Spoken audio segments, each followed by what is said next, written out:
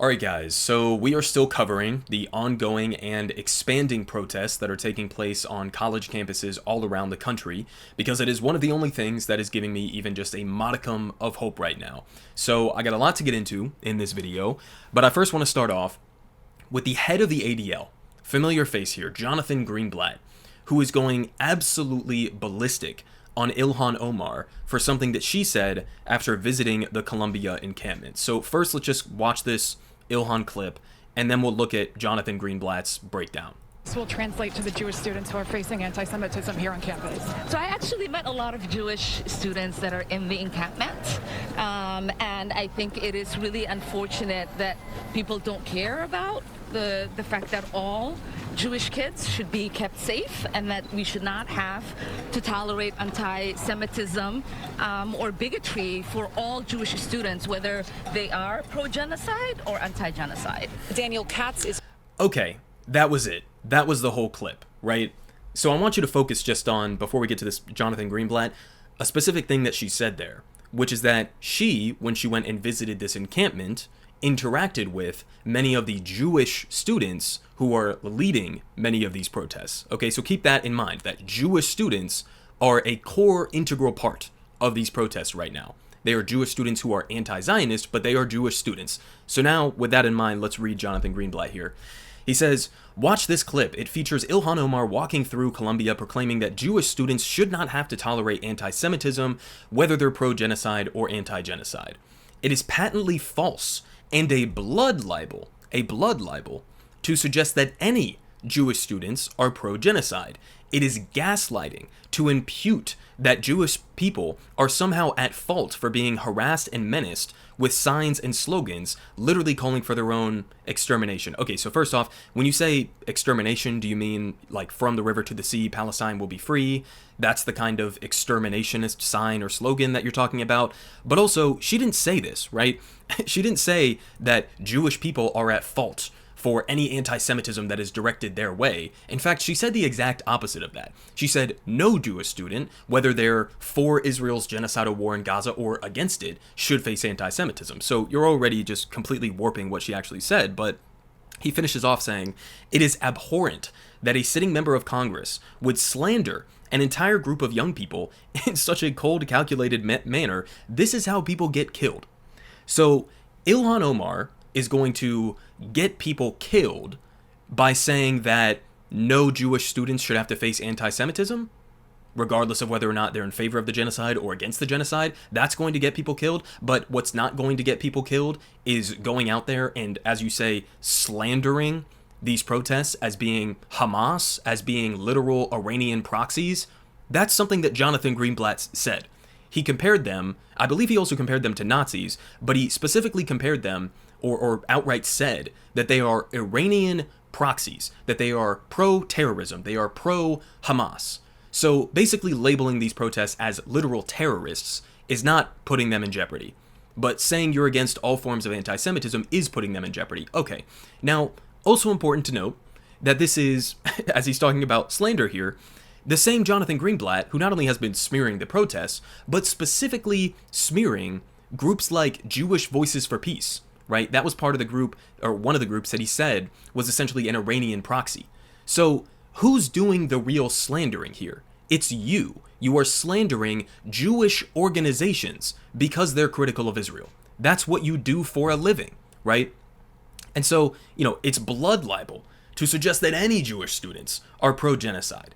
I mean, listen, it's a shorthand way of saying it, that they're pro-genocide or anti-genocide. I think that's an accurate way of portraying the current state of these protests, because I believe that Israel is committing a genocide inside of Gaza. But I mean, the idea that no students are pro-genocide? Of course they are. They may in their head not think, oh, I'm pro-genocide, that's why I'm out here. They may think, well, I'm just here supporting Israel. But if Israel is committing a genocide, then what does that imply? I mean, I think it's a pretty simple thing that Ilhan Omar was getting at there. But anyways, just another note here on the ADL before we move on. This is something that is incredibly frustrating to me, because anti-Semitism is real. It usually comes from the far right, the neo-Nazis, right? It is real, and I think there's a good argument to be made that it has been on the rise recently, not just in the United States, but around the world. But then you look at websites or organizations like the ADL, the Apartheid Defense League, as I think they have earned that name at this point. And you go and you look at the specifics, right? They'll say 400% rise in anti-Semitism, 700% rise in anti-Semitism. Guys, this is on their list. This is part of their list of so-called anti-Semitic incidents, right? And you go and you look through the fucking list, guys. I mean, literally almost every single thing listed here is a slogan, from the river to the sea.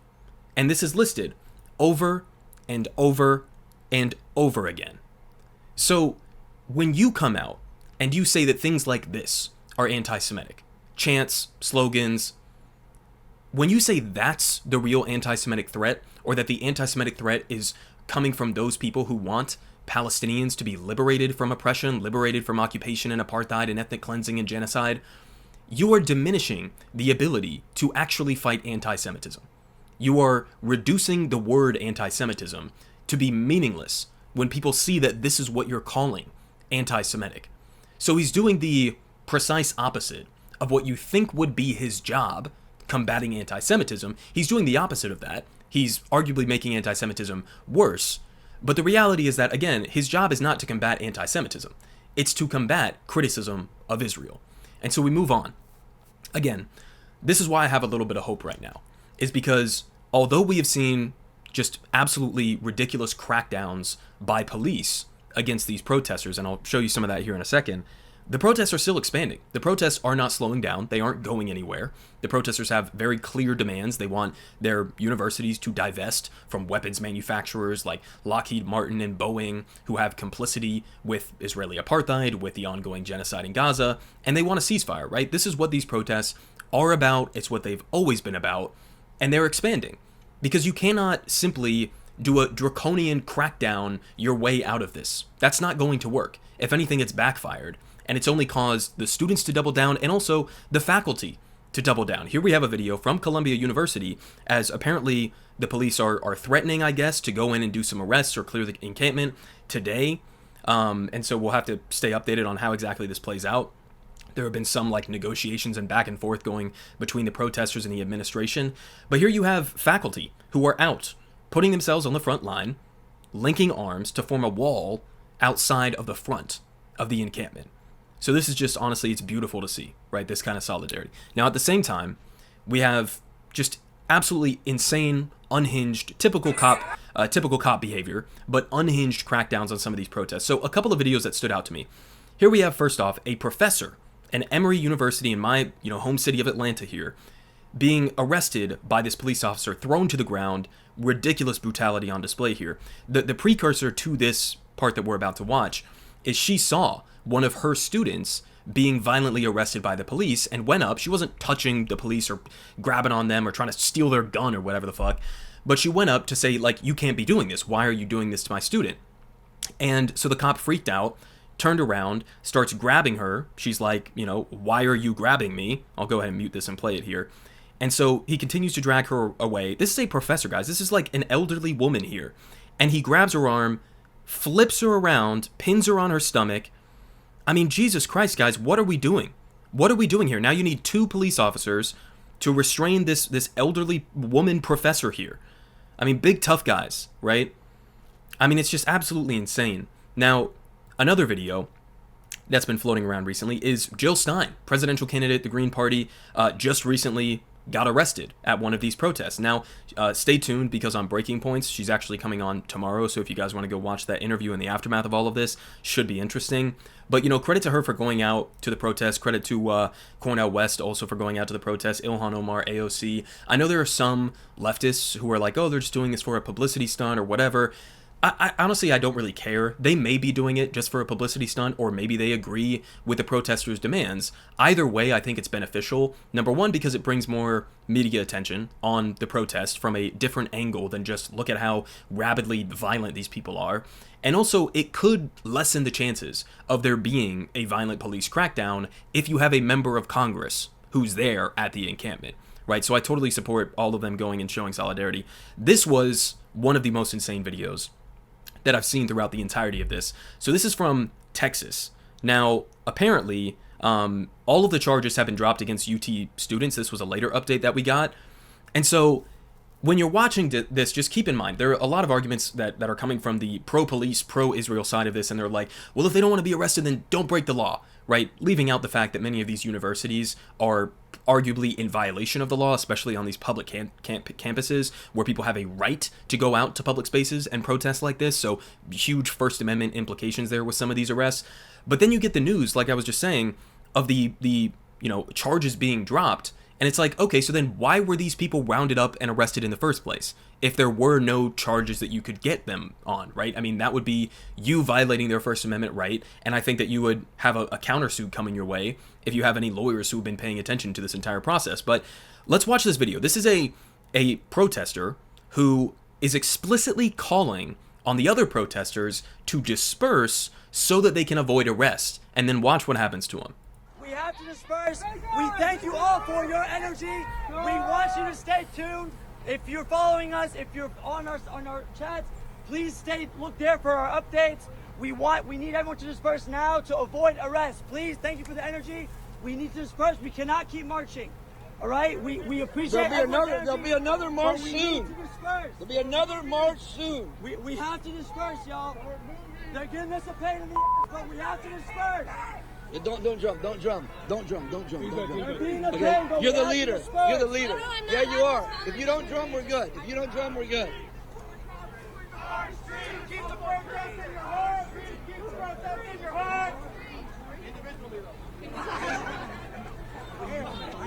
He tells, okay, here's one way to get out, and we go out that way. You're still in the same group. It does nothing. That's why we wanted to go out somewhere farther away from people, so we could actually disperse. See, but you didn't let us do that. See, so now you're upset. But we hear what I'm saying. No, I'm gonna get out of here. Yeah, we need to disperse. What we're saying. Like what we're saying is we Let's start moving. Let's go. Let's go. Let's go.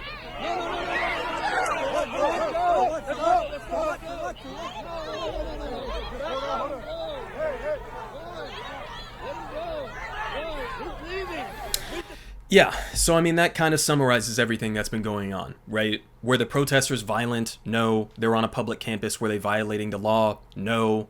And you have a guy here who is literally, I mean, he understands that there's a threat of arrest here from these police officers. He turns around, he says, everybody, we got to get out, we got to disperse. And then he tries to go over to the cop to say, listen, we wanted to go out this way through the quad or whatever. You guys blocked that route. We're trying to figure out the best way to get out here safely so that we can actually disperse. And what do? They escalate and then drag him out to arrest him. I mean, you can't get a much better encapsulation of what all of this has looked like. A guy who is literally calling for de-escalation, calmly talking to the police about the best way to disperse, to follow their orders, and he still gets arrested. Now, I want to play you guys just a little bit of this as well, because what most mainstream media outlets are not doing is showing the actual perspectives of the protesters, right? Why are they out there? What do they want from their universities? So let's watch a little bit of this here from a Harvard student, or a Howard student, sorry. Even though I am a Howard University student, my brothers and sisters at other university campuses across the nation are mobilizing against an ongoing genocide that is unfolding in our name. As students, we have a responsibility to speak out against the fact that there are no universities left in Gaza right now, because our country's government is giving billions upon billions of dollars to the Israeli government to slaughter Palestinians and to destroy people's homes. And so we're out here today to say we're done being silent and we're rising up. I appreciate you making that point about the Gaza universities. Howard also invests in weapons manufacturing. Am I correct about that? Absolutely. Can you talk a little bit about it? Yes, absolutely. So Howard, like many universities in the DMV, have very close relationships with corporate militarist interests. Specifically at Howard, we have a $90 million contract with the Department of Defense. And we have also had relationships with foreign intelligence services like the CIA and countless other opportunities for people to work with corporate war profiteers. So, I mean, listen, guys, the demands are very clear. The demands are very obvious and reasonable, right? Why the fuck do we have universities that are investing with Lockheed Martin, right? Or having contracts with the Department of Defense? I mean, this is ridiculous, guys. Now, again, you won't see this kind of shit on mainstream media because they want to portray all of these protesters as irrational and unreasonable and violent and anti-Semitic. Notice how he didn't mention Jewish people in this statement that he just gave. It was focused on a critique of the U.S. government, the Israeli government, their actions inside of Gaza, and then war profiteering that their university is complicit in. That's what this is about. That's what it's always been about. Now, this was at, I believe, the GWU protest that I was at the other day. And shout out to Howard students and also a Howard professor who showed up to the protest that I was at and gave amazing speeches while I was there. So Howard is I think a great place for getting a good perspective on this, apparently. Now, the second part of what I want to talk about with these protests is the violent, absolutely unhinged actions that I have seen taken by counter-protesters who are trying to go and agitate and get into fights or whatever with the pro-Palestine demonstrators. So here, pointed out by Status Coup, a Zionist counter-protester dive bombs onto a crowd of pro-Palestine USC students and started throwing punches. So I'm going to try to mute this here, and then we'll skip forward to the part where he jumps in. Yeah, like right about here, you can see him start to throw punches in the crowd, if this will play for me.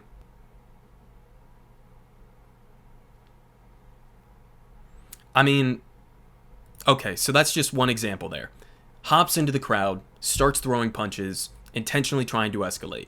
Now I have another example here. Now the reason, again, I'm showing you guys this is because we have seen smear after smear after smear about the pro-Palestine side of this equation. So I'm just trying to give you guys a perspective at some of the actual unhinged shit that I've seen from the pro-Israel side of this equation. So here we have a female Israel supporter at UCLA who wishes rape on students at one of these protests. Let's listen to this.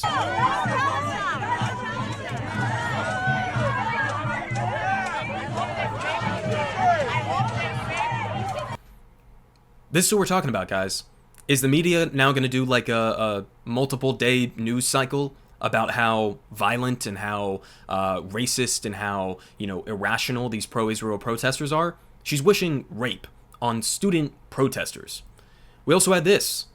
In this clip, and I'm not going to play the sound on this one, but they say at the end of this clip, a pro-Israel protester tries to start a fight, calls someone the N-word, and then spits on them. Now, I'm not going to play the audio because it was kind of shitty audio from what I could hear, but you're going to see this guy here in the black t-shirt starts going up. He's saying, fuck you. He ends up using the N-word. He's trying to obviously start a fight. And then he finishes off here by spitting in their face.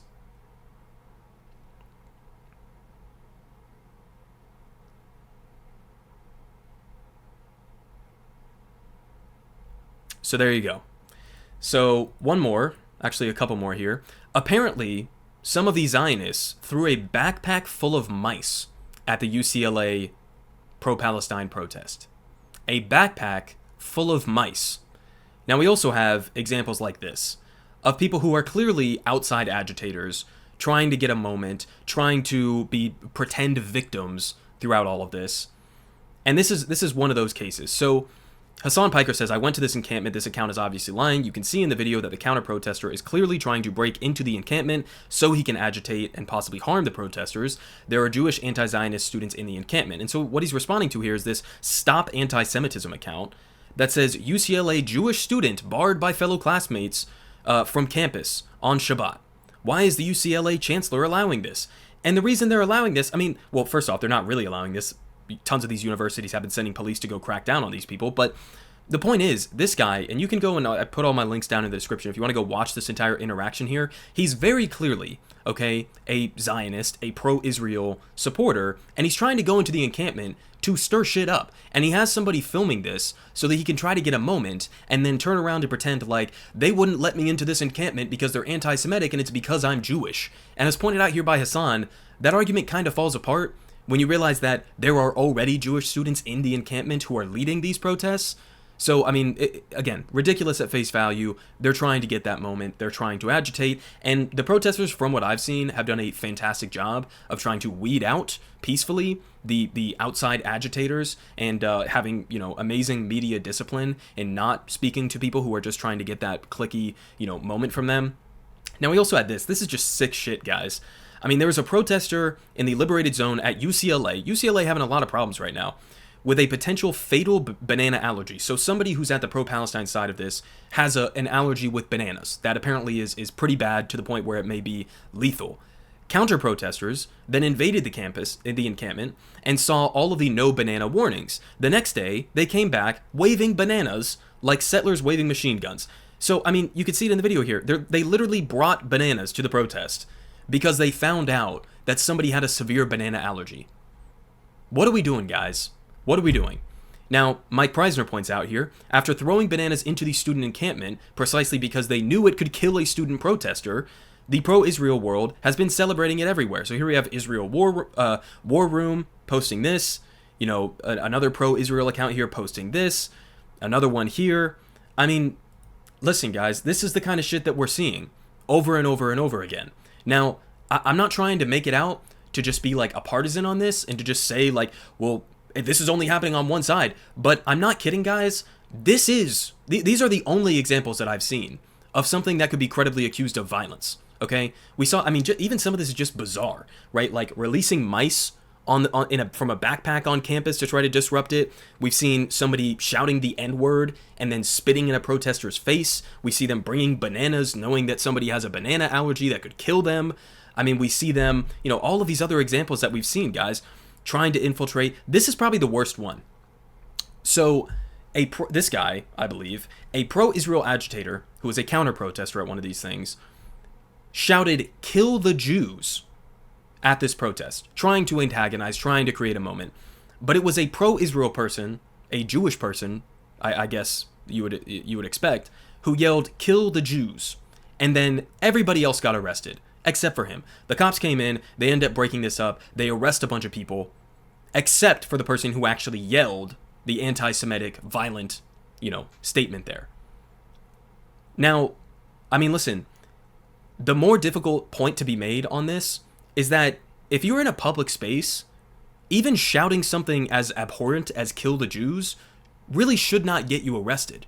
If you actually believe in the First Amendment, which the whole point of the First Amendment is people should be allowed to say things that you find disgusting, that you find abhorrent, right? That's the point of it. As long as it's not a direct threat of violence against an individual person, then it should be falling under the First Amendment. So the question is also like, why were 100 protesters arrested after this? But, you know, we'll let that point slide. The point is this was a pro-Israel person who said this. So then they arrest a bunch of people, except for the person who actually said it. And this response from the university, from the administration here, Northeastern, is totally absurd. They say, the fact that the phrase "kill the Jews" was shouted on our campus is not in dispute. True, it did happen. The Boston Globe, a trusted news organization, reported it as a fact. There is also substantial video evidence. Yeah, nobody's disputing that it was said. Any suggestion that repulsive anti-Semitic comments are sometimes acceptable depending on the context is reprehensible. That language has no place on any university campus. So, you see the sick, twisted spin that she put on this here? A pro-Israel person yelled "kill the Jews" at a protest, getting everybody else arrested, and then people said, hang on a second, that phrase is obviously abhorrent and unacceptable, but it wasn't us. It wasn't the pro-Palestine side of this that said that. It was a pro-Israel person. That's the context of what happened. And her response is to say, any suggestion that this anti-Semitic comment is sometimes acceptable? Nobody was saying it was acceptable. They were saying, why did you go crack down on the pro-Palestine protesters when it was a pro-Israel person who said this?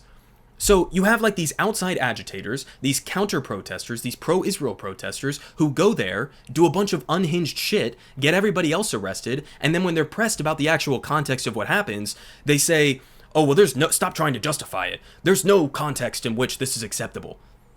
What are we doing, guys? What are we doing?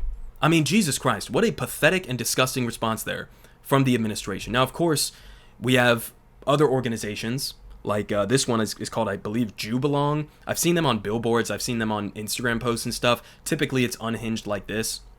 A keffiyeh on an American college campus is just a hipster swastika. A keffiyeh is a swastika, right? So, I mean, here you have them being just straight up racist and implying, again, anybody who's Palestinian, anybody who supports these ongoing protests and is wearing a keffiyeh as a show of solidarity, they're all just basically Nazis, right? Even though, how many people wear keffiyehs around the world? How many Palestinians wear keffiyehs who have never even remotely thought about joining Hamas or whatever? I mean, this is a very common article of clothing. It's a part of the culture. And no, it's actually just a Nazi symbol, apparently, according to this organization. I mean, we also have ones like this here from Bill Ackman. Now, he later deleted this tweet. Who knows why? But he said, "We know Hamas hides in schools. We just didn't realize they included Harvard, Penn, and Columbia." So as I pointed out here, I mean, I guess he wants the IDF to drone strike Harvard, Penn, and Columbia, saying that Hamas is hiding in the schools, right? I mean, think about what we started off here with Jonathan Greenblatt saying what Ilhan Omar said is dangerous. That's going to get people killed. This is what's actually going to get people killed, is saying that these peaceful anti-war protesters are terrorists, that they are Hamas. That's what's actually a danger right now. Now, we've also at the same time had, and I've covered a couple of these, had people who are just like trying to go to these protests to be victims, even when there's no, situation actually going on. This was one that I covered the other day. Some pro-Israel person going to one of these protests wearing a shirt that on the front says Jew, on the back it has a Star of David, and they're acting as if they're going into like the middle of a war zone and that their life is in jeopardy. And the most ironic part of this is that at one point throughout this video, you can see somebody in the background holding up a Jews for Free Palestine. There you go. Jews for a Free Palestine banner in the background. So, I mean, it's shit like this where it's like, what are you doing? What is the purpose of you doing this? That it's brave to go. I mean, like, again, you can see it in the back there. Jews are at this protest. They're, in many cases, leading the protests.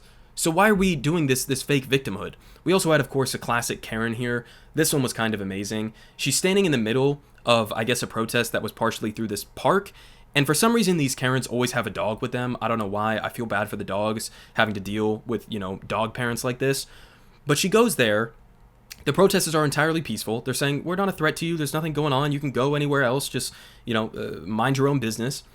And she calls the police on them. And the whole time is like, they're surrounding me. They're surrounding me. I am a Jewish American. I feel like I am in danger. There's a horde around me and whatever. And the whole time they're just standing there like, listen, lady, you can leave whatever time you want. Nobody here's a threat to you. Nobody's posing any sort of a threat to you in any way, shape, or form. And it's just this same kind of victim mindset, right? Now, this was the video that I referenced earlier of the kill the Jews moment from the pro-Israel person. This is similar to the other ones we just talked about. I don't know who this person is. Montana Tucker? I guess she's, doing some sort of political stuff now. I don't know if she's like a singer or something, but she goes to the UCLA encampment. Clearly people very quickly identify her as somewhat of a Zionist outside agitator. And so she goes around the protest trying to talk to people.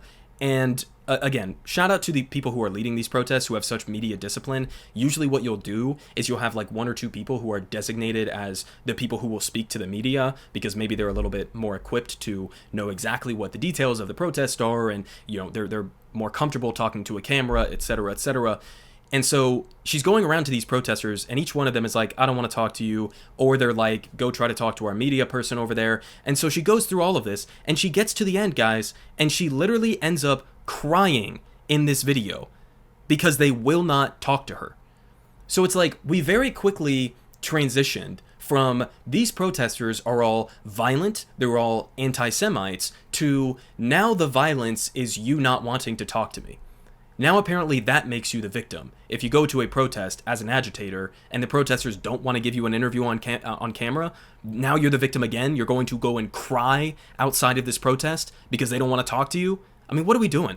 Now, of course, we also had that stabbed in the eye incident that was exposed as a complete hoax. Nobody stabbed her in the eye. You can see in the end of the video here where the flag like lightly brushes past her face.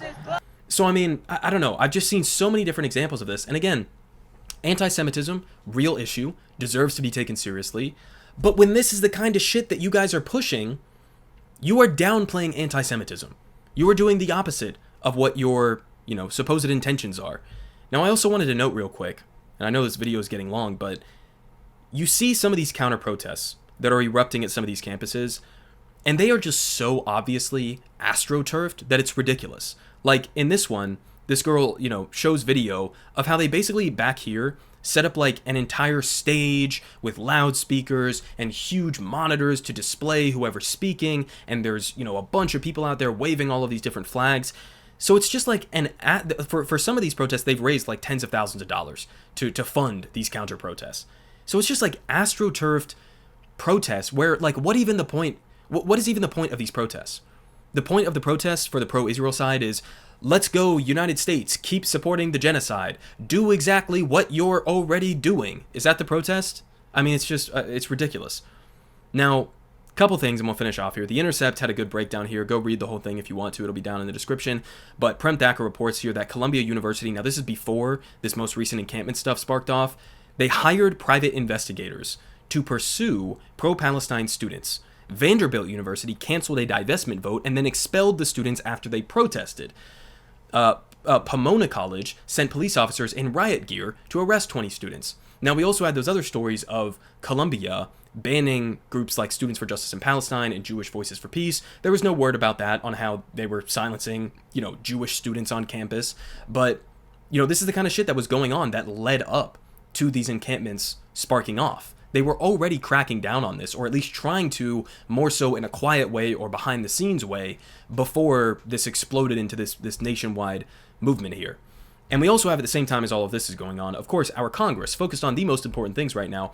Bipartisan bill would create anti-Semitism monitors at college. So, of course, it's Richie Torres, one of the biggest AIPAC recipients in Congress, who is pushing a bill to basically create anti-Semitism monitors, and I think we know what that means when guys like Richie Torres equate any criticism of Israel with anti-Semitism. They basically want to pass a bill to have, Israel monitors on campus that are doing their best to try to get these universities to crack down on any dissent when it comes to Israel.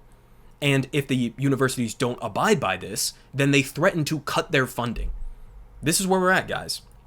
Now, of course, at the same time, Joe Biden not really helping his cause by just sort of like vaguely smearing the protests as being about anti-Semitism, as you're completely underwater with young people and all Americans when it comes to the issue of Israel. I mean, this was just from CNN today. How Biden is handling Israel-Hamas war. U.S. adults. Okay, so this is all U.S. adults. This isn't even young people. 28% approve to 71% disapprove. And I'm sure that this number of approve is just going to skyrocket after you watch over as hundreds and hundreds of students are arrested for voicing dissent on your Israel policy. I'm sure that's going to help out with the upcoming election, right? Now, actually finishing off here on a positive note. Students and children in Gaza thank pro-Palestine protesters at U.S. college campuses. So this is why, even with all of the crackdowns, even with all of the smears, even with all of the violence from pro-Israel demonstrators, this still gives me hope. Is because, you know what? As small as some people say that these protests are, or as insignificant or irrelevant, or these are just privileged college students, whatever, the actual people in Gaza are hearing this. The actual people in Gaza who are facing a genocide, who are facing a famine, who have had who knows how many of their family friends who have been killed over the last 6-7 months. They are coming out and thanking these college students for going out and protesting. So it does mean something. Even if you don't think it's going to make some sort of a massive impact on the broader U.S. policy in regards to Israel, it makes an impact. Okay, so I'll finish off with that. We're going to have to keep tracking this. It's a massive story. I think that it's a perfect, insight into where we're at right now, as a country, in terms of dissent, in terms of free speech, in terms of, international law, and if it means anything. This is a flashpoint that we're looking at here in modern history. And so I hope these protests don't go anywhere. I hope they continue to double down, and hopefully eventually we can actually see an end to all of this bloodshed. Politic guy has the best politic. Believe me, no one does it like him.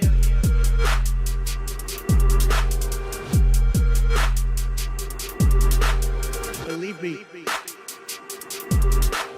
everyone is saying